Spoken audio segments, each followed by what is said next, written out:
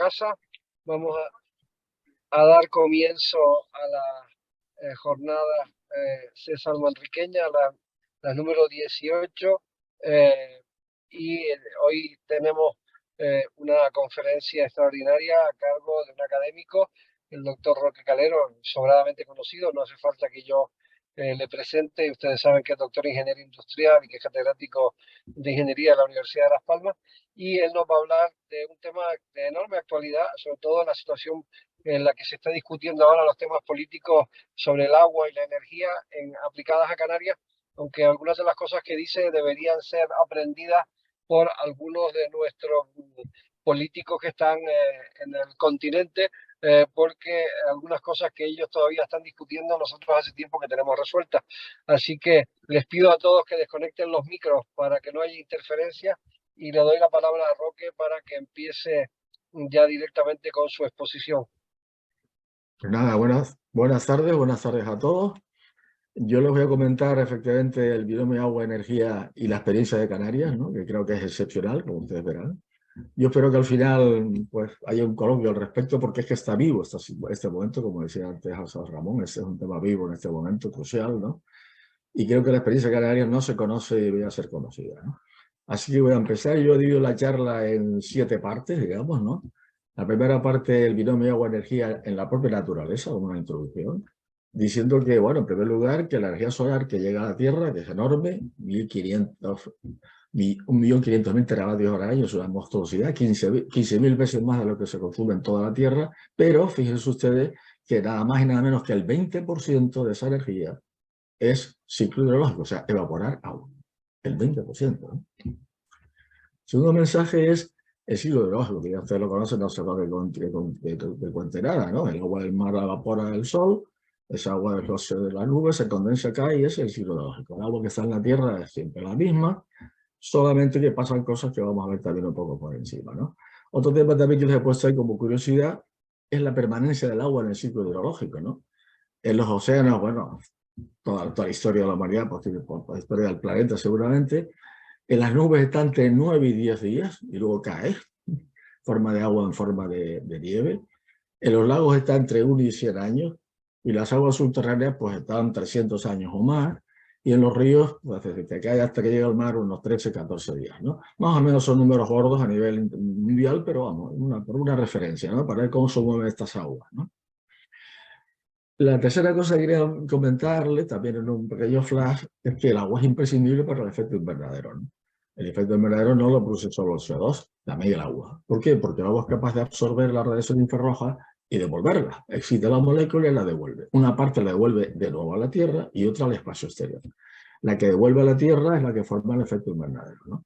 Precisamente en las zonas donde hay poca agua en la atmósfera, como por ejemplo los desiertos, no hay ese efecto invernadero debido al agua. Y ese es el motivo por el cual por las noches en los desiertos la temperatura cae muchísimo, porque no hay ese reflejo, esa devolución del vapor de agua, ¿no? Por otra parte, cuando el agua, el sol incide en terrenos secos, lo que hace es calentar al aire, es decir, produce movimientos turbulentos, ventosos, típicos de los desiertos, ¿no? Mientras que si el terreno está húmedo y con vegetación, pues lo que se consigue es una atmósfera tranquila. Esto lo digo porque esto da lugar a su vez a los fenómenos tormentosos, ciclones y demás, ¿no? En fin, que el tema del agua en la atmósfera es importante. Una mayor temperatura del aire y del mar, no nos olvidemos, ¿no? Incrementa la evaporación del agua, del suelo, del mar y de la vegetación, y con ello se incrementa, como decía antes, el efecto invernadero. Esto produce ¿qué? Pues un progresivo derretimiento de las aguas glaciales, un cambio en el régimen de lluvias, sobre todo lluvias torrenciales, eso es lo que destruyen la capa vegetal del suelo, un cambio en la regularidad de las lluvias, disminución en algunos lugares, incremento en otros, lo que estamos viendo ahora, ambientes turbulentos y ventosos, como decía antes, ¿no? Que producen al final tormentas, huracanes, nubes de polvo. Todo esto es la parte natural, digamos, del agua en el ciclo hidrológico del elemento.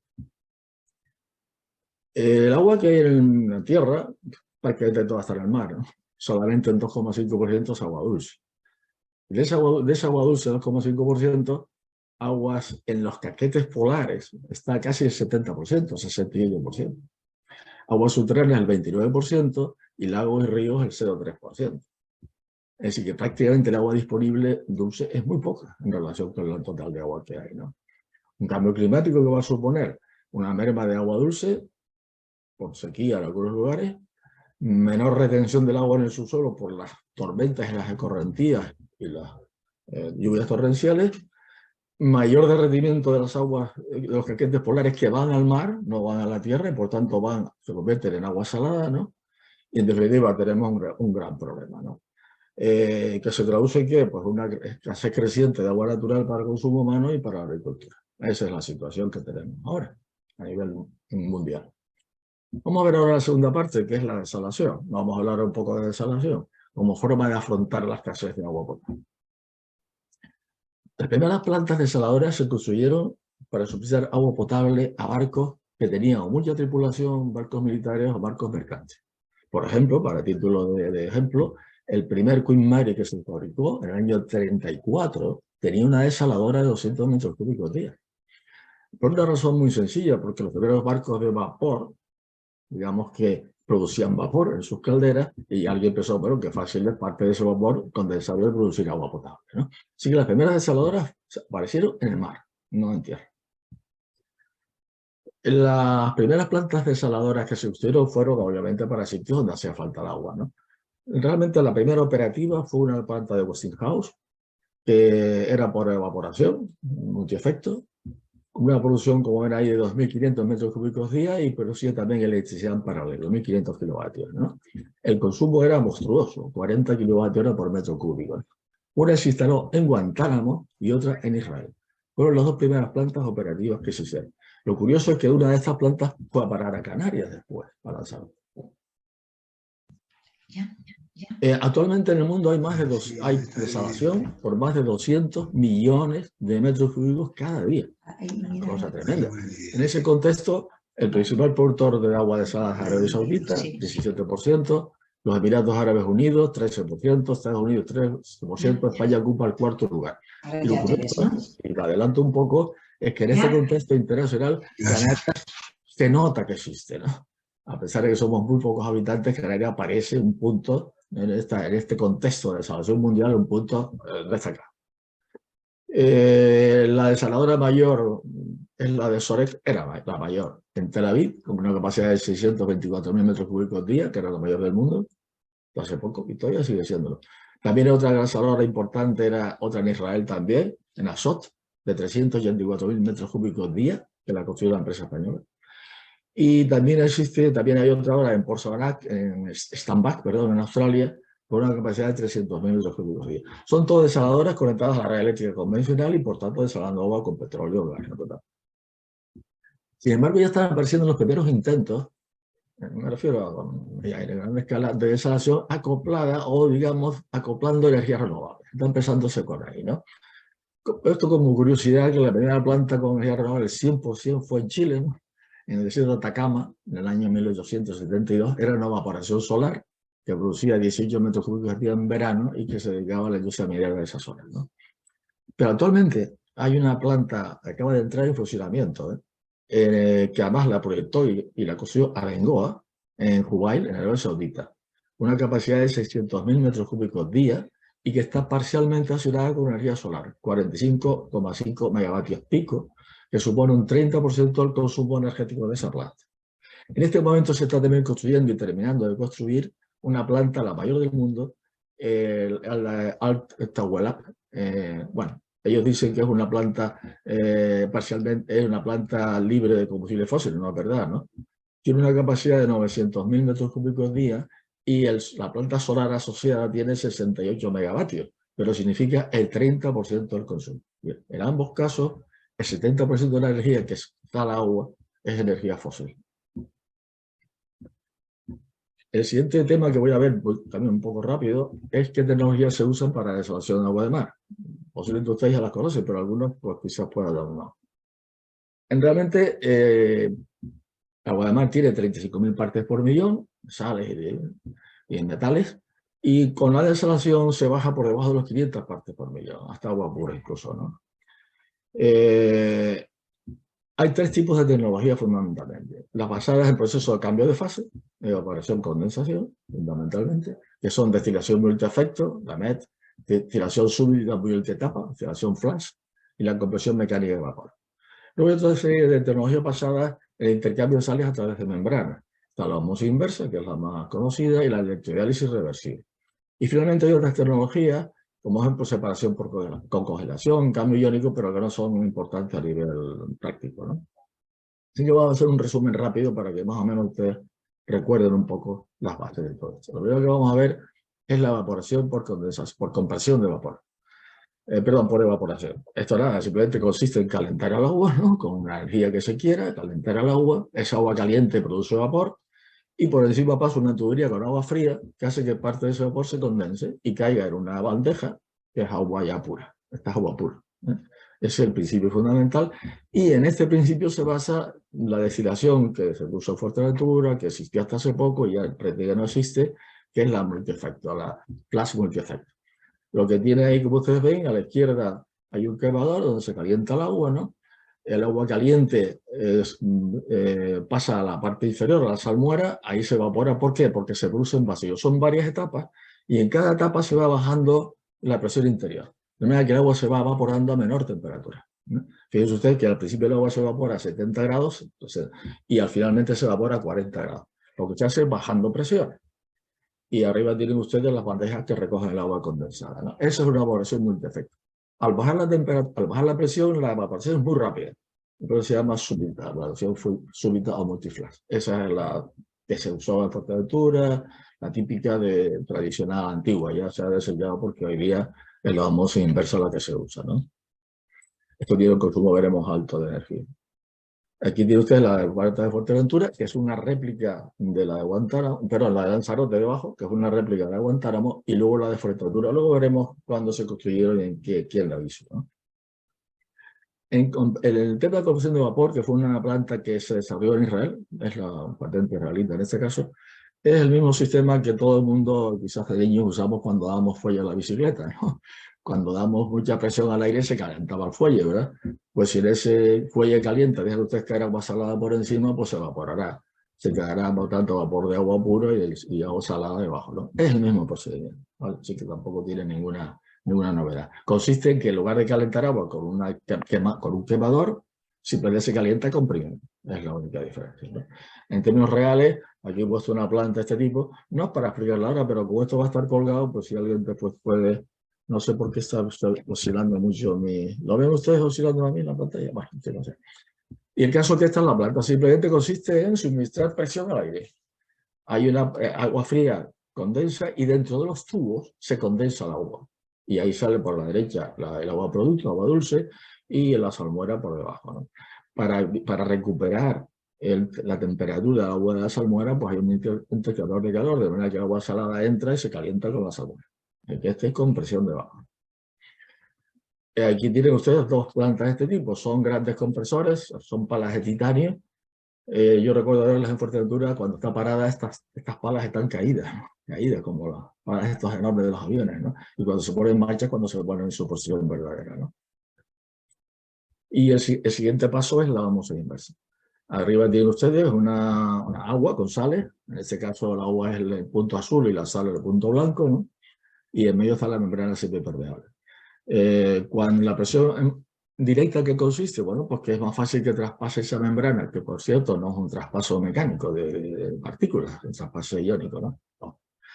Pasa agua a la izquierda, con lo cual pasa más, en fin, choca con la membrana, las partes de sal no pasan y las partes de agua pasan, el resultado final es que se incrementa la altura a la izquierda. Eso es la osmosis directa.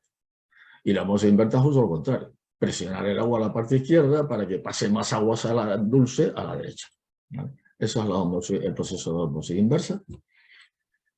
Y una membrana de osmosis inversa fundamentalmente es eso que tienen ustedes arriba. Meten agua de mar a presión, entre 60 y 70 bares. El agua circula y sigue saliendo. Esta válvula que está aquí es la que regula la presión, más o menos. Y parte de esa agua traspasa la membrana con menos sales.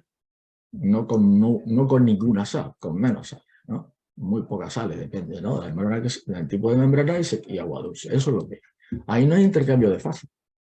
solamente hay un paso a través de la membrana, por tanto el consumo energético es muy bajo comparado con los sistemas de evaporación, ¿no? Hay tipos de membrana, esta membrana enrollada en espiral, estas membranas más usuales, y los materiales suelen ser poliamidas, acetatos de celulosa. Inicialmente eran acetatos de celulosa, hoy ya son poliamidas. En este caso hay un montón de membranas ya de osmosis inversa, no es una tecnología ya oculta ni nada, simplemente se adquiere en el mercado sin ningún problema, ¿no? Y además están bajando de precio muchísimo, ¿no? Una planta de osmosis inversa fundamentalmente la tienen ustedes ahí, el agua del mar entra, se le da o no un pretratamiento, hay unos filtros de arena para los sólidos en suspensión, un filtro de cartucho para sólidos más finos, y una bomba de alta presión que envía el agua a diferentes tubos de membrana. Parte de esa agua se convierte, pasa a la membrana y es agua de producto, y parte es agua de mar con más sales, pero que está a una presión alta, porque realmente las membranas no frenan la presión. Así que si el agua entra a 70 bares, la salmuera que está pasando por encima sale a 68 bares. Para recuperar la energía de esa agua, de esa presión, esa salmuera de alta presión se hace pasar por un sistema que recupera la energía. Hay muchos sistemas de recuperación de energía, ¿no? Que esa energía ayuda a la bomba de alta presión y disminuye el consumo energético por metro cúbico de agua producida, ¿vale? Así que eso más o menos en síntesis es una planta de osmosis inversa. Aquí tienen dos ejemplos de plantas de osmosis inversa grandes, como vimos antes, todas aquellas que vimos antes de 600.000 metros cúbicos día, son todas osmosis inversa. Y luego finalmente está el sistema de electrodiálisis reversible. El electrodiálisis reversible tiene, como ven ustedes aquí, una serie de membranas, una membrana aniónica, deja pasar los cationes, una membrana catiónica, y hay unas placas metálicas. Se aplica energía eléctrica y electricidad a ambas placas metálicas y se reajustan, digamos, los aniones y los cationes. Se separan, ¿no? Y se separan y la parte central queda libre de aniones y cationes, ¿vale? Esa es la electrodiálisis. La electrodiálisis reversible se dice que es reversible, porque ahora lo vamos a ver a continuación, porque este proceso se hace a base de etapas, una detrás de otra, y se invierte, cada cierto tiempo invierte el sentido de la corriente para limpiar las membranas y que siga funcionando el sistema. Estas tienen un consumo muy bajo también de electricidad directamente, pero también es verdad que solamente se aplican, son válidas para agua con pocas sales, para aguas salobres, ¿no? Agua salobre. Así que estos son los sistemas, y esta es una planta de electrodiálisis, pues creo que está más en Gran Canaria, ¿no? Bueno, en cuanto al consumo energético, bueno, si es agua de mar, una osmosis inversa sin recuperación, para producir agua de menos de 500 partes por millón, pues entre 4,5 y 5,5 kilovatios hora por metro cúbico. Una osmosis con recuperación, usted baja a 2,5 o 3,5. Y hoy se están consiguiendo ya consumos específicos por debajo de 1,9 kilovatios hora por metro cúbico. En el compresor de vapor nos vamos a 6 o 7 y el electrodiálisis aguas salobres 2, 3. En el caso de evaporación estamos hablando por encima de los 15 kilovatios hora por metro cúbico. Por tanto, las plantas de osmosis inversa han sustituido a todas las, ¿no? A partir de esta especie de análisis un poco global, vamos a entrar ahora en Canarias, ¿no? Que es lo que yo creo que importa como ejemplo que nosotros deberíamos, creo yo, de vender, ¿no? Esa lucha enorme que hemos tenido en Canarias ante la escasez de agua natural. Ha sido tremenda, como van ustedes a ver ahora. Aquí he puesto el caso de la isla de Gran Canaria, luego hablaremos de Fuerteventura y Lanzarote, donde más se ha usado el agua desalada. Aquí tiene usted encima la evolución de la población de Gran Canaria. Fíjense usted como del año 1900 hasta el 2023, pues bueno, ha pasado hasta cerca del 1.000.000 de habitantes, ¿no? Y a la derecha he puesto a los turistas. A partir del año 70 empieza el turismo, un crecimiento exponencial, quitando la crisis esta última que hubo ahí, ¿no? Y bueno, pues ese es el tema. Eso es que eran consumidores de agua. Y por otra parte he puesto debajo una figura de las plataneras, ¿sí? Que como ustedes saben es una enorme consumidora de agua, del orden de los 10-12.000 metros cúbicos por hectárea, ¿no? ¿Eso qué pasó? Pues bueno, pasó esto que eso sacado de una tesis doctoral de Luis Fernando Martín, al que no conozco, me gustaría conocerlo, que su tesis doctoral es en inventario de aguas subterráneas Gran Canaria. Él ha puesto aquí, desde el año 1904, unos puntitos que son los pozos y las galerías. En 1904, en Gran Canaria había una muy baja demanda de agua, ¿no? Ahora les recuerdo que el primer canal que se hizo en Canarias de agua fue impulsado por la reina Isabel la Católica, ¿no? En trasvase de agua en el centro de la isla de Gran Canaria, ¿no? En el año 24 ya aparecen más puntitos verdes. También algunos de esos puntitos verdes son galerías. En el año 44 ya aparecen muchos más puntitos verdes, muchos más pozos. En el año 64 aparece una nube de pozos. Acuerden que ahí estábamos ya utilizando platanera, sobre todo el plátano y demás, ¿no? Pero no hay ningún puntito de desalación. Piense usted lo que pasa ahora en el año 84. En el año 84 se mantiene esa misma nube de pozos y tal, pero ya aparecen plantas desaladoras. Las primeras plantas. En el año 2004 la desalación ya es enorme, lo tiene usted aquí arriba, enorme. En todas partes de la isla ya, en todas partes. Hoteles, ¿verdad? Bueno, esa es la solución que ahora veremos en este momento. Pero en 1970 se instaló la primera planta desaladora en Gran Canaria, que fue evaporación múltiple flash, de 18.000 metros cúbicos día. Y en 1980 otra del mismo tipo, de evaporación, ¿no? En 1990 entró en funcionamiento la mayor planta desaladora de osmosis inversa de España, que se puso en la ciudad de Las Palmas, todavía existe, 36.000 metros cúbicos día. En este momento, ¿qué está pasando? Bueno, Gran Canaria tiene, 2.900 pozos y galerías, la mayor parte sin producción. Algunos tienen más de 400 metros de profundidad. 400 metros hay que sacar agua, hay que bombearla. Y fíjense usted que desalar agua es como bombear agua de 600 metros. Por tanto, estamos sacando agua de pozos casi equivalente a desalación con osmosis inversa. Tenemos un pozo por cada 0,44 kilómetros cuadrados. Es una barbaridad, ¿no? Pero no solamente eso, tenemos 59 grandes presas. Para nosotros, una gran presa es la que tiene una pared de más de 15 metros de altura. Es decir, un embalse por cada 25 kilómetros cuadrados. Con una capacidad de 1,3 hectómetros cúbicos, es decir, con una capacidad de 76 hectómetros cúbicos al año. Perdón, de llenado. Luego veremos qué capacidad de desalación tenemos y la vamos a comparar con esta medida. En fin, la mayor parte de estos pozos y galerías ya no tienen agua, muchos no tienen agua, otros tienen agua muy salada, el caudal ha bajado muchísimo, el nivel freático ha descendido de manera que hay pozos que se tenían que profundizar 15 a 20 metros cada año para mantener el caudal, y los embalses ya sabemos que antiguamente se estimaba una media de 4 o 5 años para llenarse, hoy día se está estimando una media de 10 años, ¿no? Y ya veremos qué pasa. Bueno, esa situación de Gran Canaria, fíjense usted que la dicha ha puesto cómo ha evolucionado la desalación, una curva exponencial, se ha incrementado esta isla de manera exponencial. En Gran Canaria de momento tenemos 229 metros cúbicos día en plantas desaladoras, que equivale a 84 hectómetros cúbicos. O sea, nuestras desaladoras son capaces de llenar y rebosar todos los embalses de la isla, punto, todos. Eso es lo que tenemos ahora, ¿no? Esa agua no cabe en nuestras presas. Por eso cuando a mí me hablan preocupados de la presa X o Y de 2 hectómetros cúbicos, una pelea tremenda entre dos sitios, pues mire usted que eso lo resuelven a esa hora de mediana capacidad, ¿eh? Bueno, ¿qué pasa en el Lanzarote? Pues en Lanzarote dicen ustedes cómo ha evolucionado la población también, desde el año 1900 hasta el 2021. También, al final, de forma exponencial, casi cerca ya de los 200.000 habitantes. Y ahí ya tienen ustedes el turismo, que quitando la caída, y han recuperado, también crece de forma exponencial. Ese es el gran consumo de Lanzarote. Lanzarote no tiene agricultura. Ese gran consumo. ¿Cómo ha enfrentado Lanzarote esa situación? Bueno, en 1967 se construye la primera desaladora en la isla, que ya decía antes que vino de Guantánamo. Fue una Westinghouse, una multietapa flash, de 2.300 metros cúbicos de agua por día y 1.500 kilovatios de electricidad. Ya digo que vino de Guantánamo, ¿no? Fue la primera de España y de Europa, ¿eh? Y su construcción, lo quiero resaltar esto porque fue el esfuerzo particular de un señor, que fue Manuel Díaz Rijo.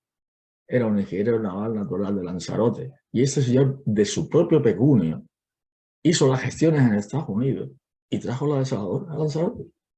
Eso significó el despegue de esa isla tal como hoy la conocemos.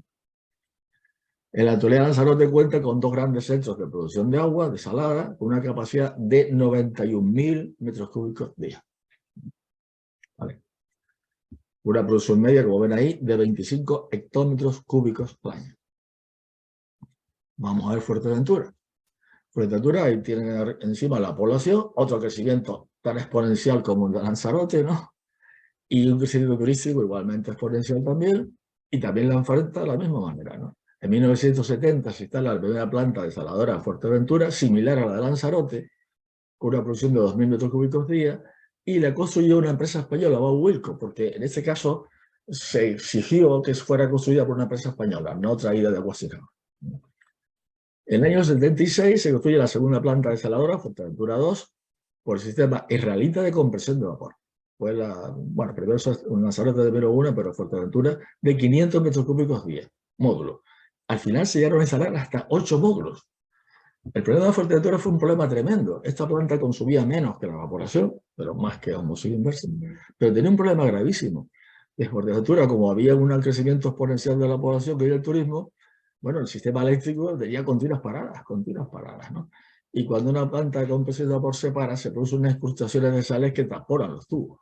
Con lo cual fue un caos terrible y un pleito además entre Endesa, entonces UNELCO, y el CAF, por quién pagaba, digamos, los perjuicios de los cortes de electricidad, ¿no? Fue tremendo que había pelea, ¿no? En la actualidad Fuerteventura cuenta con varios centros públicos y privados también, con una capacidad de 37.000 metros cúbicos día y una producción superior a los 14 kilómetros cúbicos.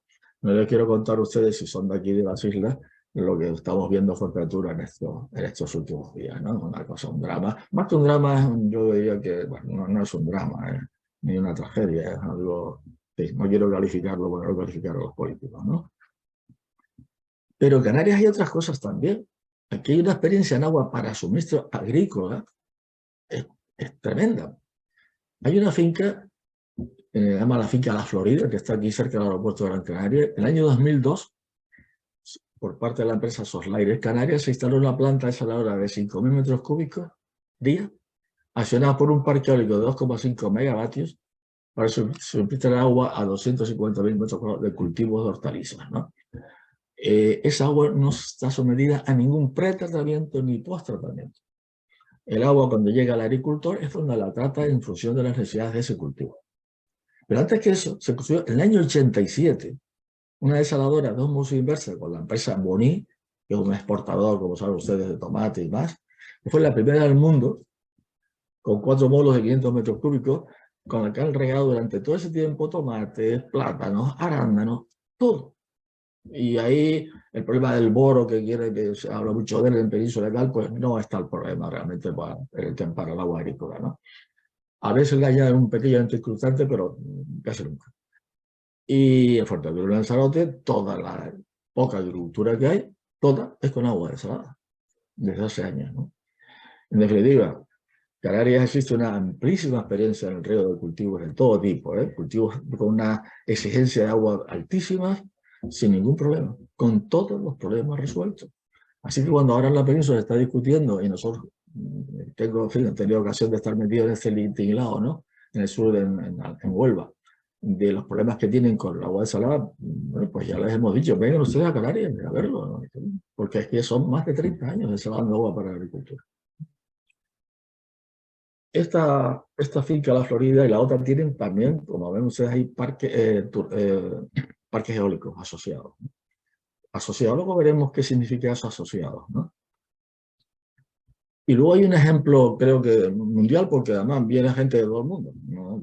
A verlo, ¿no? Que es el caso del sureste de Gran Canaria, o sea, lo que son Santa Lucía y Ingenio Güemes, como saben es una comarca con unos 120.000 habitantes, más o menos, que hace 30 años no tenían agua ninguna, y hoy día pues tienen todo el agua que quieran, y han logrado cerrar el circuito completo del agua. Así que ellos desalan agua de mar, la distribuyen a la población, recogen las aguas residuales, depuran las aguas residuales, las someten a un terciario y la mandan a la agricultura.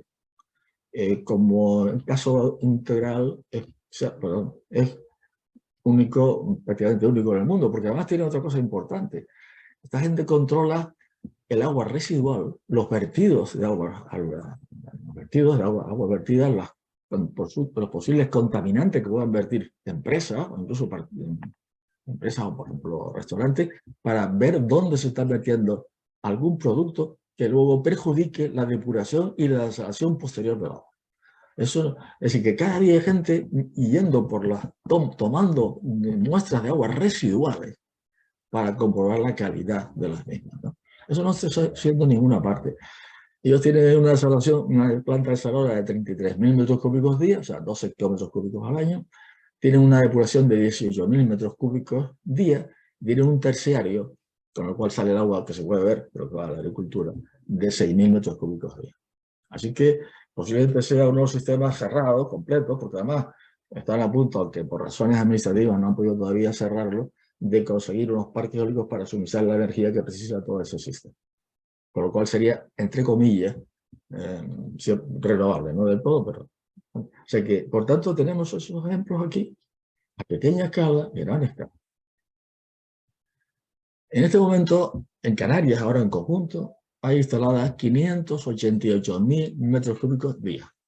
Es decir, tenemos una capacidad de desalación de 214 hectómetros cúbicos al año.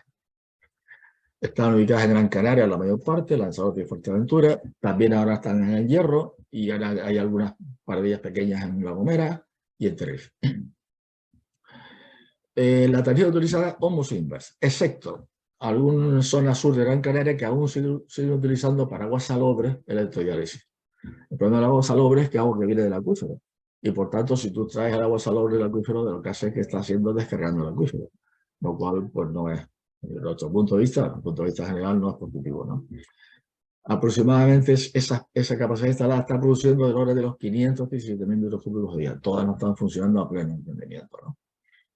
El consumo aproximado de energía son 726.000 kilovatios hora al año, que significa el 8% del total de la energía que se consume en Canarias.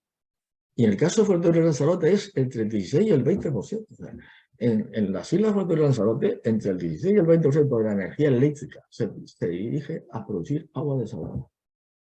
Una cantidad inmensa, enorme. Imagínense ustedes si podíamos extraer esa energía del sistema y desalar agua con renovables. Luego lo vamos a ver. El coste aproximado, pues unos 120 millones, el coste de combustible, el coste del agua, a un precio aproximado de 0,2 euros el kilovatio hora. Es decir, estamos hablando de 120 millones de euros cada año destinados a desalar agua. En un caso en que el coste de energía del petróleo, más o menos, es barato. Si ese coste del petróleo sube como subió el año pasado, pues no le puedo contar lo que se puede significar eso, ¿no? Esa es la situación de Canarias.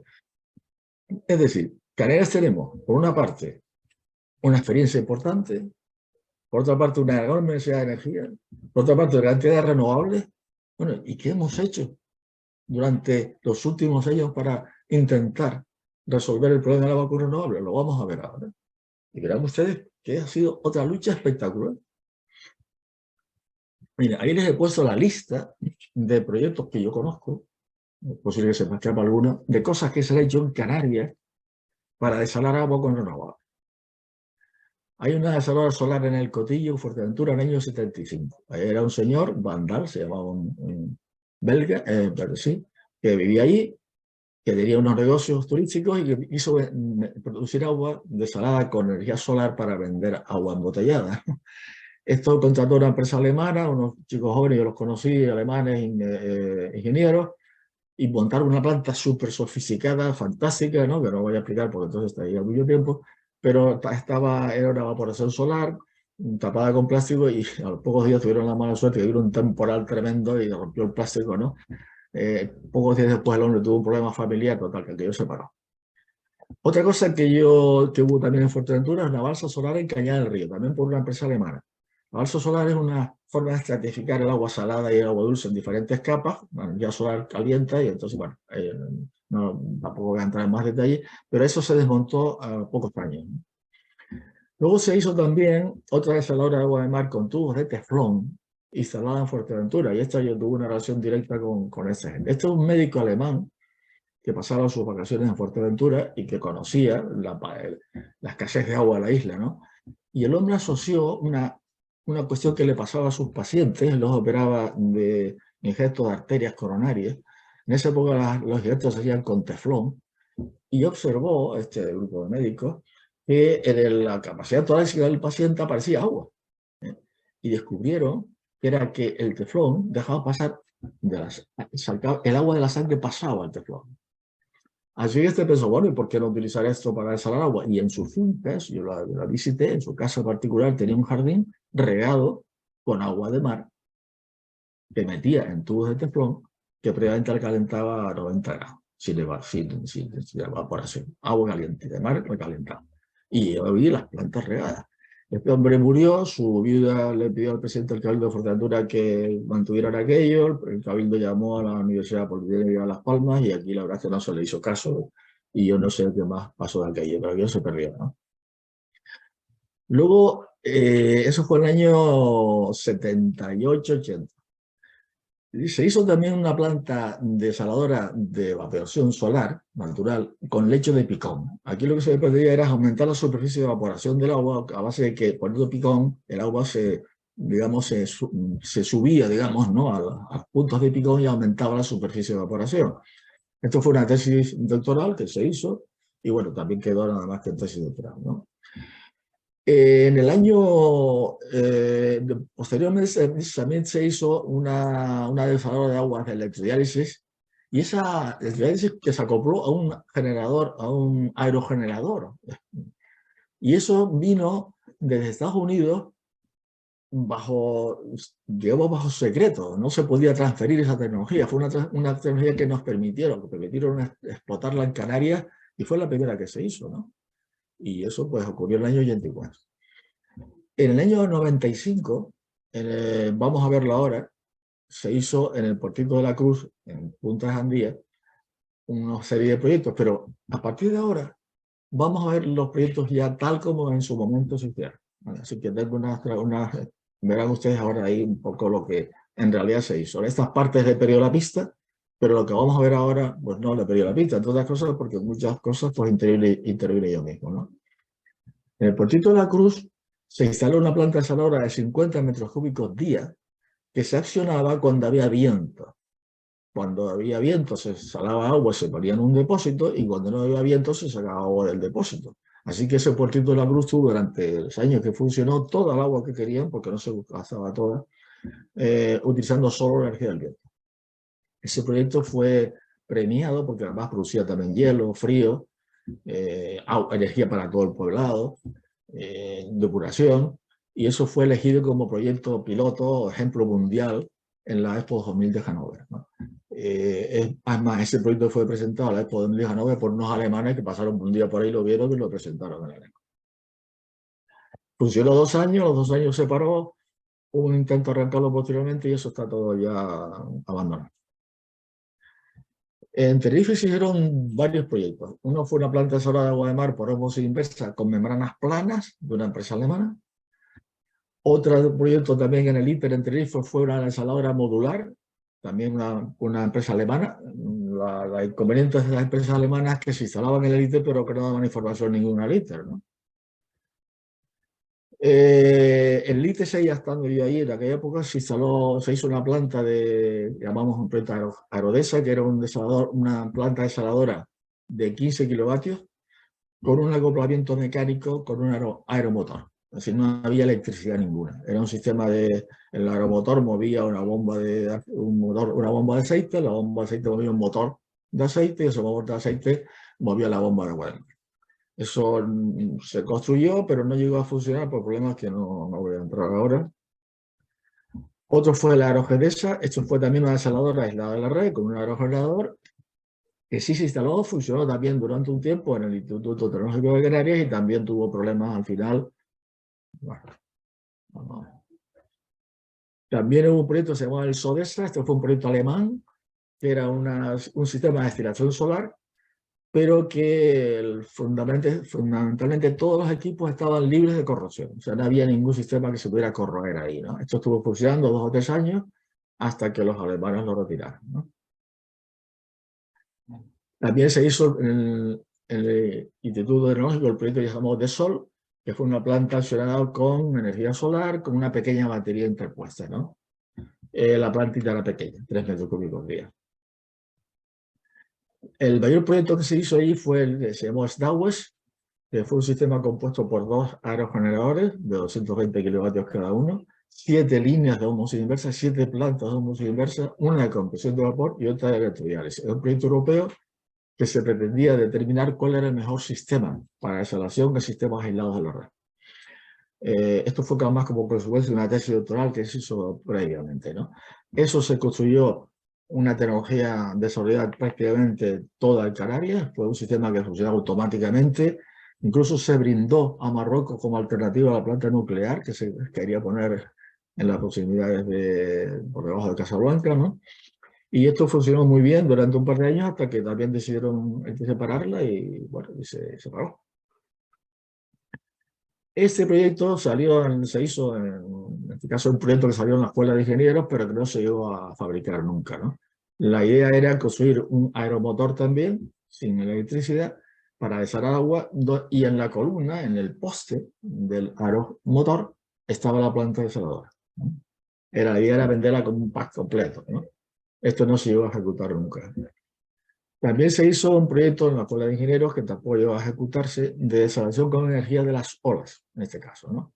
Como ven ustedes, una boya que sube y baja con la ola, y a la izquierda tienen ustedes una estructura semiflotante, como las grandes flotantes estas para el petróleo, que no es sensible a las subidas a las olas, ¿no? De manera que la subida y la bajada de esa boya comprimía el agua de mar y la mandaba a una membrana de osmosis inversa.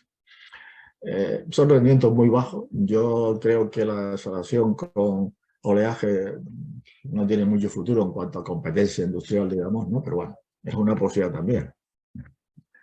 Luego, últimamente, recientemente, en el Plocán se han instalado o se va a instalar una planta de producción de agua dulce también, utilizando energía de las olas, ¿no? Para desalar agua. Esta sí que se ha ejecutado. Yo todavía no he visto resultados ni los conozco, pero sí que ve usted que es un proyecto de una empresa en Noruega, Gaia, y no sé qué resultados habrán tenido. Por lo que yo veo en ese dibujo, mucha agua no van a producir, ¿no? Pero bueno, es un prototipo. Y lo último que he visto también es el proyecto Coast, que es de desalación de agua de mar por un proceso de destilación multiefecto, también basada en vacío. Yo no lo conozco a fondo, por tanto solamente se lo pongo ahí para que vean ustedes que eso se está también planteando ponerlo en la PLOCAN, en la Plataforma Oceánica de Canarias. Pero yo no lo conozco a fondo porque tampoco encontré la información. Solamente sé que se está haciendo, ¿no? Y aquí están, como ven, participa México, la Universidad Autónoma de México, la República Dominicana, Alemania, Fraunhofer, y en España el Centro Internacional de Métodos Numéricos de Ingeniería de la Universidad Autónoma de Barcelona.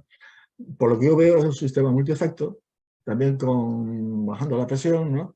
Y no sé qué diferencias radicales puede tener respecto al multiefecto tradicional, no lo sé, pero bueno, les pongo este ejemplo porque una vez más en Canarias se están ensayando cosas, que están innovándose en el mundo, en el tema de agua. El último proyecto que yo conozco, que se va a instalar también aquí, es el proyecto MIDES, que es Microbial Desalination, se llama así, que es una desalación de agua, a partir de aguas residuales. Se trata de desalar aguas residuales, ¿no?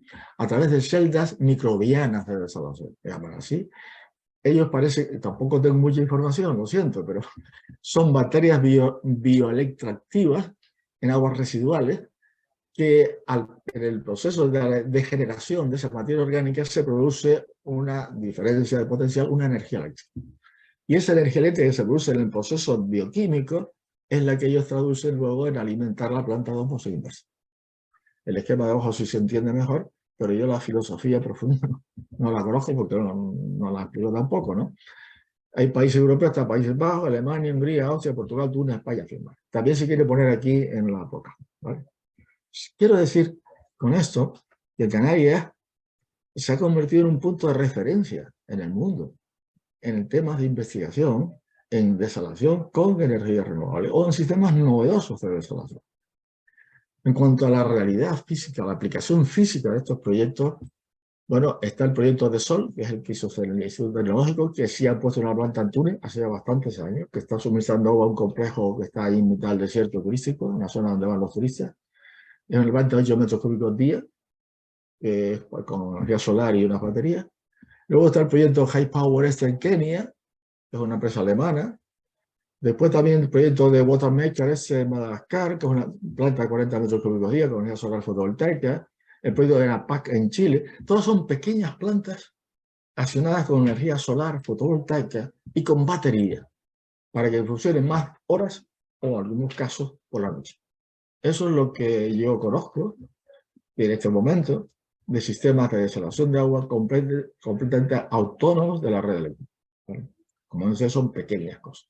Grandes cosas las vimos antes, ¿no? Las grandes plantas que están instalándose en Arabia Saudita y por ahí, con apoyo de energía solar. Bueno, y ahora les voy a explicar, ya para ir terminando, cómo en Canarias, en este momento, estamos haciendo una serie de proyectos, de estudios, proyectos ya incluso, para replicar el ciclo natural del agua, con una, digamos, apoyándonos en tecnología. Es decir, desalando agua 100% renovable. Es decir, haciendo lo siguiente. Lo que queremos, lo que estamos haciendo, es desaladoras capaces de desalar el agua solamente con energía renovable. A cualquier escala de producción, no 8 metros cúbicos día, sino lo que se quiera. Susceptible de ser aplicada esa agua a la agricultura, por tanto a costes compatibles con la producción, con la aplicación agrícola, para instalarse en cualquier sitio aunque no haya red eléctrica y sin necesidad de almacenar la energía renovable en forma de electricidad. Eso es lo que estamos haciendo. Es decir, lo que intentamos hacer es lo que hace la naturaleza. El sol evapora agua, el agua se va a la nube, se condensa y cae. Nosotros lo que queremos es lo mismo. El sol o el viento lo llevamos a una planta de osmosis inversa que desala agua y la mandamos también a la agricultura. Estamos haciendo lo mismo. Cuando se dice que las plantas de desalación generan salmueras, es decir, efectivamente, el 50% aproximadamente o el 60% del agua se convierte en agua potable y el 35% o el 40% es agua más salada. En lugar de tener 36 partes por millón, tiene 60, 70 partes por millón. Pero eso a pequeña escala, porque es que el sol hace lo mismo. El sol cada día evapora millones de toneladas de agua y por tanto deja el mar más salado. Esa agua finalmente dulce vuelve al mar y se mantiene más o menos la salinidad del mar. En este momento está aumentando un poco, pero el efecto es verdadero. Así que lo que intentamos es replicar lo mismo que hace la naturaleza. Si esta planta de osmosis inversa no tiene tratamientos químicos ninguno, estamos replicando la naturaleza. ¿En qué se basa el concepto de lo que estamos, cuando digo estamos haciendo, me refiero, bueno, no es por lo que, con mis hijas que son ingenieros también y yo estamos trabajando en esto, ¿no? Bueno, la idea es que nosotros disponemos, aquí tenemos una curva de la potencia de una planta solar a lo largo del día. A las 8 de la mañana empieza ya a producir ya hay energía eléctrica, y al mediodía es la máxima, y luego por la noche desaparece. Y hay dos posibilidades. Podemos poner muchas plantas desaladoras que van arrancando, cada una de poca potencia. La primera arranca a las 8 de la mañana, a las 9, la segunda después, y así vamos. Y aprovechamos el máximo de potencia solar.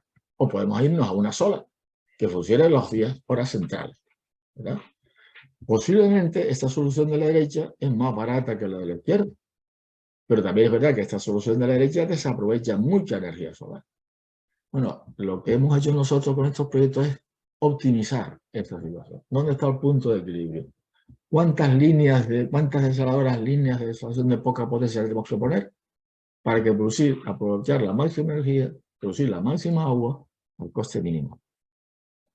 Voy a pasar rápido porque es un tema ya un poco más, si quiere ser personal, pero en fin, lo que el sistema de desalación es lo mismo: agua de mar, la bomba de agua de mar, depósitos, líneas, depósito de agua salada, depósito de agua producto, ¿no? Y ya está. Y agua y de acumulación, porque tienes que producir por el día y en verano el agua que se necesita durante todo el día, durante todo el año. Si cuando hay sol hay que desalar más de lo necesario para acumularlo, ¿no? El sistema eléctrico es lo mismo, tenemos una serie de consumos eléctricos, produciendo un parque eólico, un parque fotovoltaico, y tenemos un sistema de control, básicamente. Bueno, pues lo que hacemos nosotros es que simulamos todas estas cosas y decimos, cuando nos han solicitado, ya hemos hecho 4 proyectos de este tipo. El último que estamos haciendo, nos han solicitado en Huelva los cultivadores de fresas, ¿no? Para que se haga una idea, ¿no? Que ahora, en fin, es curioso que ha sido en la península donde han venido a solicitarnos ayuda, ¿no? Mientras que aquí hemos hecho varios proyectos y nadie le ha hecho caso, pero bueno. Se parte del consumo de agua anual o mensual, se parte de la calidad del agua que quieres, si es agricultura o es consumo humano, dónde le quieres poner la planta, cómo se puede extraer el agua del mar y la velocidad del viento y el sol en ese punto. Como datos técnicos tenemos todos los datos de las plantas desaladoras, de bombas, de depósitos, de todo eso. Datos económicos tenemos los costes de todo el sistema, los costes financieros, si quieres comprar, si quieres pagar la planta con crédito, lo que sea, los costos de operación y mantenimiento. ¿Y qué da? ¿Y qué resultados tenemos? Bueno, tenemos fundamentalmente, aparte de la producción de energía eléctrica, como es lógico, tenemos el número de líneas, plantas y la capacidad de planta que tenemos que poner. Número y capacidad de cada una para producir el agua que necesita al coste mínimo. También sabemos cómo funciona esa batería. La batería se pone no para suministrar energía a las plantas de osmosis inversa, solamente para cubrir el paso de nubes o las rachas de viento, ¿vale? Y para que cuando se desacopla un módulo, nosotros cuando hay sol arrancamos el primer módulo, luego el segundo, el tercero, así. Cuando va bajando el sol vas parando módulos. La parada hay que hacer un lavado de la membrana, dejarla con agua. Bueno, los que lo utilizan dicen que no es necesario, pero meter agua dulce. Bueno, ese se llama flujo y lavado. Tenemos nosotros en la batería energía suficiente para hacer ese lavado, nada más, ¿eh? Es decir, nosotros almacenamos la energía eólica o solar en forma de agua. ¿Eh? Y finalmente tenemos el coste mínimo del agua en sistemas aislados, de euros metro cúbicos. Tenemos también la posibilidad, bueno, sabemos, ¿no?, cuánto cuesta el agua conectada a la red. En este momento en Canarias hablamos de plantas de 1,20 euros el metro cúbico aproximadamente. Hay plantas que son por encima de 2 euros el metro cúbico de lo que cuesta la producción de agua. También tenemos la posibilidad de calcular el coste mínimo en caso de autoconsumo sin venta. Autoconsumo es cuando tú pones un parque para tu consumo, pero los excedentes no los vendes. Y la otra opción que tenemos también es cuando tú pones un parque eólico y una planta y puedes comprar o vender. ¿Qué es lo que hace Soflaires en Gran Canaria? Esa planta se construyó, tiene un parque eólico excedentario, no es toda la energía que se produce, no se consume la desaladora y el resto lo vierte en la red y lo cobra. Y eso ya no se permite, pero en su momento sí se permitía, de manera que al final el coste de agua puede ser cero. Pero esa agua está contaminada por petróleo, porque ni la solar ni la eólica, cuando la conectas a la red, del orden del 40, al 50, al 60% del tiempo, están consumiendo energía de la red. Y por tanto esas aguas, como decía antes, indicaba, no son aguas libres de petróleo o de CO2. Y después se puede calcular también el valor, la interna de retorno, el valor de neto, lo que se quiera, ¿no? Y con eso, bueno, pues tiene una serie de gráficos que dan una energía, que dan tanto eólica como fotovoltaica por área y todos los datos. La batería la hacemos que trabaje en un rango para que no se descargue nunca, ¿no? Un rango ahí, claro, calculamos para eso cuánta batería hay que tener. En cada hora cuántos módulos están arrancados y cuántos están parados, también lo sabemos. Y luego sabemos el agua que se produce cada hora, cada mes, al año. Y también sabemos el agua que está en el depósito de acumulación. El depósito entra agua de esas desaladoras y sale, ¿no?, para el riego. Bueno, en este caso sabemos en este momento y hay que calcular el depósito para que nunca falte el agua de riego. Aunque sabemos que en el caso de eólica, pues en verano hay mucho viento y hay que sacar mucha agua y almacenarla ahí. Así que después hacemos un estudio de sensibilidad para ir moviendo variables para ajustar los costes, ¿no? Y al final tenemos estos resultados que sí quería comentarles, ¿no? En el caso de un sistema aislado, para producir, como ven ahí, 2 hectómetros cúbicos, este proyecto es curioso, se lo voy a comentar en 5 minutos. El Cabildo de Fuerteventura nos encargó una planta desaladora para el norte de la isla, el municipio de La Oliva, que no tienen agricultura ninguna y que tienen una población que estima en el año 2030 de 40.000 habitantes residentes y 20.000 turistas equivalentes, 60.000 personas. Y nos dijeron, bueno, díganme ustedes qué agua hace falta. Y entonces nosotros lo que hicimos fue un estudio de lo que es una dieta sana, alimentos, dieta sana, pues, por kilos de lechuga por persona y año, por decir algo, ¿no?, o de naranjas, ¿no? cuántos kilos produce una hectárea de lechugas y cuántos metros cúbicos de agua hace falta una hectárea de lechugas al año. Y con eso sacamos la necesidad de agua para esa población. Eran 5 hectómetros cúbicos.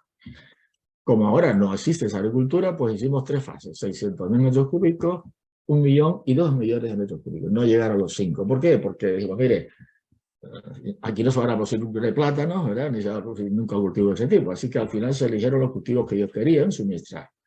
Curioso, porque los cultivos que ellos al final decidieron que podían implementarse para suministrar a esa población, en el precio de mercado eran como 13 millones de euros y el precio al agricultor eran 5 millones, ¿no? Está hablando de 5 millones pagados al agricultor y ese mismo producto en el mercado 13 millones. Por tanto, si fuéramos una agricultura de proximidad apoyada en renovables, realmente todos salíamos ganando, todos, absolutamente todos. Y eso es una parte que creo que en Canarias hay que profundizar, no el tema del agua ya, sino su implicación en la agricultura, en el turismo y en todo, ¿no?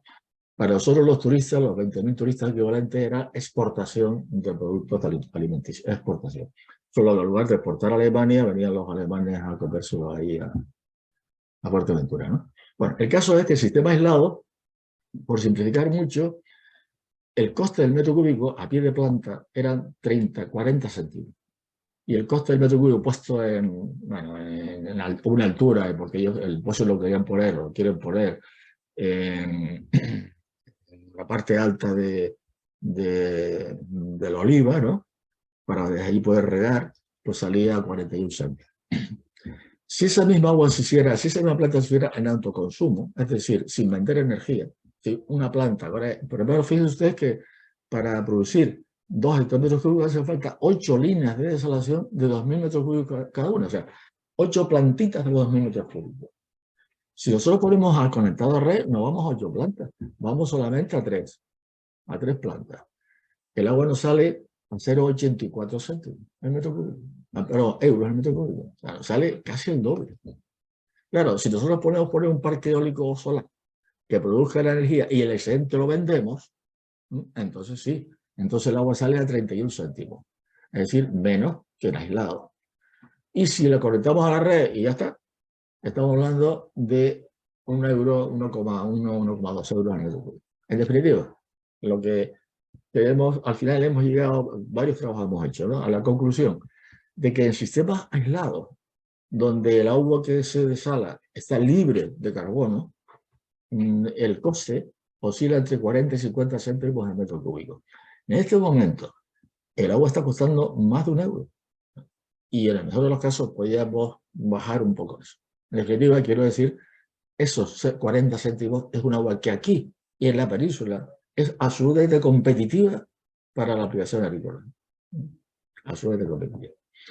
Esos costes están metidos todos, ¿eh? Están metidos los costos de los componentes, como lógico, de todos, depósitos, conducciones, los costos de operación y mantenimiento, 8%, los costes de explotación, todos los costes están metidos, ¿vale? Es decir, ¿con eso qué significa, qué conclusión podemos sacar? Y aquí termino. Bueno, he puesto unas frases ahí de 2 personas que, en fin, una conozco y otra no, pero en fin, dice uno de ellos, lo primero que hay que hacer es ahorrar agua. Esto es evidente, ahorrar agua. Después, reutilizar todo lo que se pueda, evidente. Y en tercer lugar, complementar con agua desalada. Eso lo dice Domingo Sarso, que es director de innovación y proyectos estratégicos de SACIR Agua y presidente de la Asociación Española de Desalación y Reutilización. Hay otra frase también que quería poner ahí. Hoy en día se extraen grandes volúmenes de agua a profundidades insólitas. Canarias es un ejemplo, 400 metros de profundidad. Y los medios están degradados, y tan degradados, ha desaparecido lo que es. Un acuífero de hace 50 años no es lo mismo que ahora, por supuesto. Es absurdo sobreexplotar lo poquito que tenemos. Es momento de aprender entonces a explotar de manera eficiente y sostenible lo que sí abunda. Ahí no lo pone, pero es el agua de mar, ¿no? Esto lo hizo un candidato de la Universidad de Politécnica de Valencia, ¿no? Bueno, pues, con eso, y ya termino. Conclusiones. Primero, la respuesta a los déficits de agua potable derivados del cambio climático han de apoyarse necesariamente en tecnologías de desalación de agua, obviamente para las zonas costeras. Para que estas tecnologías imiten el ciclo hidrológico natural, deben usarse exclusivamente las energías renovables. Esta solución elimina las emisiones de CO2 y evita el cambio climático. independiza el coste del agua del coste de las energías fósiles y los mantiene fijos a lo largo del tiempo. El agua de mar de Saga con ríos renovables puede ser aplicada a una agricultura medianamente tecnificada sin despilfarrar agua de riego, y esta solución no es una utopía, es una realidad, como se puede constatar en las Islas Canarias. Y para trasladar esto un poco más allá de las islas, yo he puesto ahí una frase que en fin, me he inventado yo, pero bueno, en el pasado el agua potable bajaba de las montañas a la costa por los acueductos. En el futuro el agua potable subirá desde la costa hacia la montaña. Y eso hará a expensas de la energía que cada día nos llega del sol. Una réplica humana del ciclo hidrológico de la naturaleza. Bueno, pues con esto les he contado un poco ya lo que quería decirles y ahora pues quedo a su disposición para preguntas que quieran hacer. Muchísimas gracias, Roque. Como siempre, todas las conferencias son llenas de datos y súper interesantes, y creo que hemos aprendido un montón de cosas.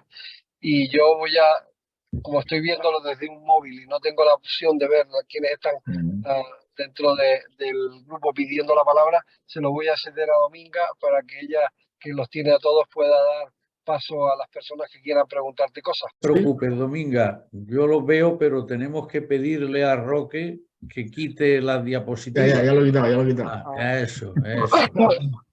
Además parece que estamos todos ahora cara a cara, ¿no? Sí. Bueno, ¿ya estás hábil o no estás hábil, José Ramón? No, estoy, pero en 10 minutos tengo que desaparecer. Así que, pero lo que pasa es que yo no veo las caras de nadie. Quiero decir, vale. Bueno, no te preocupes. Bueno, lo primero entonces que hemos de hacer, ya lo has iniciado tú, sin ninguna duda, pues es felicitar a Roque, no solo por la presentación tan impresionante que ha preparado, con tanto lujo de detalle, tan ricamente expuestas cada una de las diapositivas, también por el contenido y posiblemente lo que más nos haya sorprendido a todos, por lo menos a mí, es la acción de compromiso personal en la investigación, en la difusión y en la entrega a Canarias, ¿no? Bueno, dicho esto, y antes de cederos la palabra, una cuestión que sacó a relucir es el papel que Manuel Díaz Rijo había desempeñado en la primera desaladora de Lanzarote, de Canarias y de España, ¿eh? Y a modo de un auténtico apóstol comprometiendo su vida, etcétera, etcétera. Bueno, hasta ahí pues un reconocimiento a una persona. Pero punto 2, Manuel Díaz Rijo fue académico correspondiente nuestro, con un discurso sobre el agua. Fue académico numerario nuestro, con un discurso sobre el vino, porque el agua y el vino eran sus dos pilares vitales, aparte de sus aspectos intelectuales como profesor en la Escuela de Ingenieros Industriales de Mecánica de Fluidos, etcétera, ¿no? Y finalmente fue nombrado también académico de honor. Yo había tenido la satisfacción de coincidir en unos primeros viajes en avión hacia y desde Lanzarote, y en consecuencia pues tuve la suerte de que el hombre se encariñó con la tarea que estábamos realizando y en consecuencia pues dio los pasos ordinarios para estar integrado en la academia, ¿no? Bueno, con nueva felicitación a Roque, pues abrimos, ¿no?, el coloquio. Me decís quién pretende participar, preguntarle, criticar. Venga, somos todo oídos a lo que nos siga enseñando Roque.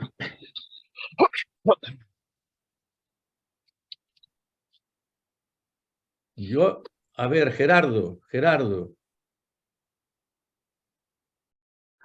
Bueno, yo he vivido con Roque Calero en agua, y como anécdota quería decir que incluso estuvimos estudiando la manera de traer del río Miño bolsas de agua a cierta profundidad con una radio, que cuando llegaran cerca de Fuerteventura, por las señales de radio, un remolcador las trajera a Puerto Rosario para meterlas, pero no teníamos ni sitio donde almacenar el agua ni nada, ¿no? También se intentó traer agua de las Islas Madeira. Y quería también señalar lo que decía del teflón, que la energía que utilizaba era por espejos solares para calentar el agua de mar, para que sudara agua dulce aquel teflón. Lo quería comentar. Sí. Y, bueno, y te falta una cosa que no sé si sabes, y es que también se intenta traer agua en forma de un glacial, un glacial de esto que se desprende del pez, traerlo remolcado hasta Canarias para, al final aquí se pedía poca agua en el trayecto, ¿no? Una especie de locura, pero es que a veces las locuras surgen también aplicaciones válidas, ¿no? O sea, hasta eso se intentó en Canarias, también se intentó, como sabes, ordeñar las nubes, ¿no? Lluvia artificial, o sea, aquí se ha inventado de todo. En Fuerteventura se hicieron experiencias de Sí. ordeñar las nubes, como dice Roque Calero. Lo que pasa es que la gente dice, por aquí hay unas nubes. Y el ingeniero que está viendo eso dice, no, pero la humedad no es necesaria. Vamos a probar. Lanzaba un cohete, se veían las mangas de nube, pero antes de llegar al suelo se evaporaban. No había forma. Sí. Juan Jesús. Buenas tardes y enhorabuena por la conferencia que nos has dado. Yo, como he sido agricultor, productor de rosas en Alicante, en invernadero, durante 42 años, ya no lo soy, gracias a Dios, pero he tenido que enfrentar con ese tipo de problemas y ya por los años 90 tuve que montar en mi explotación una planta de ósmosis inversa para poder regar cuando en una época de sequía. Y tengo que decirte que sí que tuve problemas con el boro. Es decir, cuando yo creía que estaba regando con agua bendita, es verdad que para un agricultor el calcio, el magnesio, todo eso nos venía ya dado en el agua normal. Había que incorporar abonos de calcio y magnesio porque esa agua era tan buena que no tenía ni calcio ni magnesio. Pero tenía boro. El boro era un problema y enseguida apareció como un síntoma claro de toxicidad. Y era agua del mar, aunque yo estaba a 6 metros de profundidad ya tenía agua salada. Pero la verdad es que ahora miras para atrás y da gusto irte, porque la técnica aplicada a no contaminar al ambiente, yo ahora mismo me da vergüenza confesarlo, pero delante de vosotros, pues un ataque de sinceridad, digo que me da vergüenza haber estado durante 42 años quemando primero fuel y luego gas natural para calentar invernaderos de rosas que luego se llevan a... Es un gran pecado que por ignorancia... Y ahora cuando veo es decir, cómo la técnica está volcada a generar kilovatios hora baratos, económicos y no contaminantes, pues produce uno casi como si confiara en recibir una absolución de tus propios pecados cuando ves que en un futuro está bien dirigido, bien orientado, como deben hacerse las cosas. De manera que he disfrutado con tu conferencia y me ha retrotraído a todos los problemas que tenemos los agricultores. Fundamentalmente, claro, el abastecimiento de las ciudades está resuelto con las tecnologías de desalación, se pueden pagar, no hay ningún problema. Agricultores sí. Es decir, cuando tú tenías un producto, un cultivo, pues sacabas en un invernadero de rosas, yo recuerdo en mi época, hace ya tiempo, sacamos 30 euros metro cuadrado. Gastar 1 euro metro cuadrado en agua para riego no era un problema. No era un problema. Pero, en fin, está en competencia y tal, pero eso es muy raro. En pocos cultivos sacas esa cantidad de rendimiento por metro cuadrado. De manera que he disfrutado con la conferencia. No quiero alargarme más. Muchas gracias.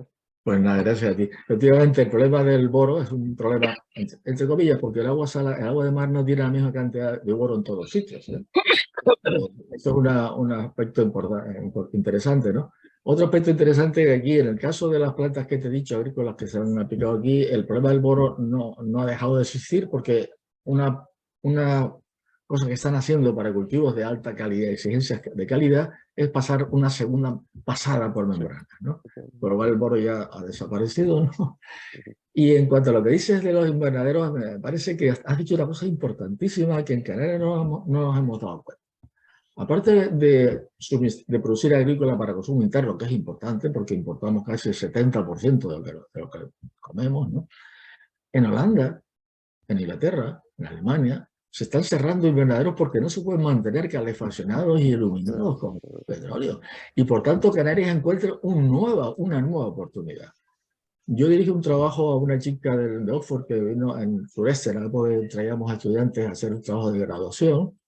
y le dije que hiciera un estudio del consumo energético de 1 kilo de tomate plantado en Holanda con invernadero calefaccionado o plantado en Canarias sin calefacción y sin consumo de agua con combustibles fósiles, ¿no? Y transportado en barco. Bueno, pues salía más barato transportarlo en barco. Es decir, la agricultura de Canarias tiene una nueva oportunidad. Y eso no se está, a mi juicio, manejando correctamente desde el punto de vista político, ¿no? Y económico. Muchas gracias. Jesús, creo que querías hablar, ¿no? No, no me ve. Alfredo. Hola. Alfredo, tienes la palabra. Bueno, bienvenido, Hola. Bienvenido a todos, me alegro veros. Roque, enhorabuena por la conferencia que me ha encantado. Agradezco especialmente la alusión a Manuel Díaz Rijo, por parte de algunos. Creo que se lo merece.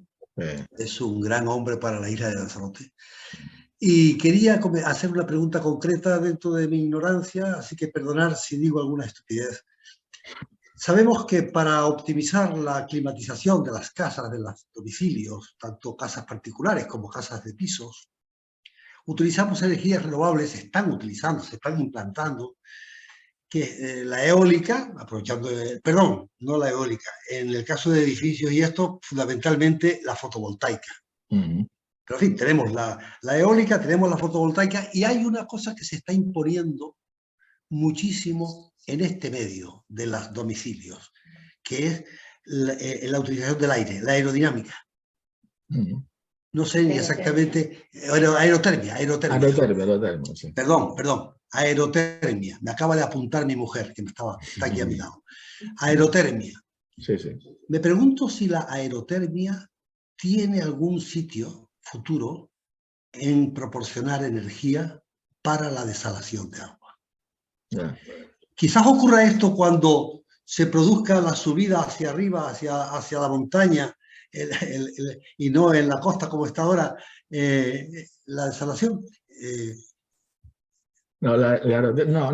Yo pienso que no, porque la aerotermia en cualquier caso se podía utilizar, bueno, se puede utilizar desde el punto de vista de desalación por evaporación o también convertir a la electricidad. En cualquier caso, las escalas de producción son muy bajas, porque la aerotermia es la temperatura del aire, ¿no? La que se utiliza, y es lo que se llama de baja entalpía, o sea, baja concentración energética, ¿no? Por tanto, para desalar agua creo que no. De hecho, la planta de desalación de agua convencional es el típico depósito de agua salada que se tapa, que el sol incide encima de él y se evapora el agua, y luego se condensa porque el aire lo enfría a la capa superior del cristal. Pero esa evaporación natural no consigue más del 6-7 litros por metro cuadrado y día en verano. Así que está hablando de cantidades muy pequeñas, ¿no? Muy pequeñas. No, lo decía porque yo creía haber oído que se estaba imponiendo en el mundo, en ese contexto de los domicilios, ¿no? Sí, para climatización sí. Para climatización sí. Sí. También hay otra energía olvidada, que es la energía solar térmica, ¿no? Los paneles solares térmicos, ¿no? No sé por qué está olvidada. Muchas gracias. Betina, vi una mano en tu panel, pero no te hemos visto. ¿Me oyes? Sí, ahora veo la mano otra vez. Abre el micro. Tienes que abrir el micro.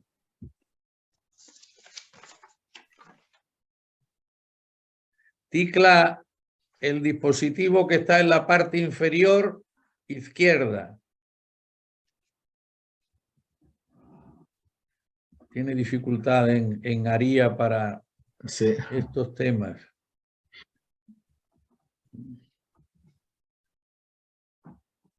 Bueno, ¿alguna otra cuestión? Bueno, con esta lección tan extraordinaria, pues hemos pasado con creces de la hora reglamentaria. No, me estoy refiriendo... Se disculpe, pero... No, ¿cómo vamos a disculpar? Yo sé de uno, por lo menos, que va a estudiar a fondo, puesto que esto queda grabado, como todos sabéis, que va a estudiar con más detenimiento, una a una, algunas de las diapositivas, por lo menos, ¿no? Porque, claro, tanta y tan extraordinaria información, pues ciertamente es imposible el detenerse, como lo has hecho de maravilla, ¿no? Bueno, mañana tenemos a Abelardo Betancourt, que va a continuar con este ciclo de recuerdo y homenaje a César Manrique, que para él, en esta ocasión, hemos cogido el tema del medio ambiente porque, debemos reconocerlo, nuestros arquitectos e historiadores del arte no están, desgraciadamente, en condiciones en estos momentos por problemas de salud, ¿no? En consecuencia, pues decidimos tomar esta otra faceta fundamental del quehacer y del desear y del comprometerse de César por el medio ambiente como expresión clásica en estas cuestiones, ¿no? Muy bien, pues entonces mañana seguimos y Abelardo pues tendrá la palabra y nos continuará alumbrando con la maestría también con la que nos hizo en la última ocasión, ¿no? Pues muy bien, pues Hasta mañana. Hasta mañana. Hasta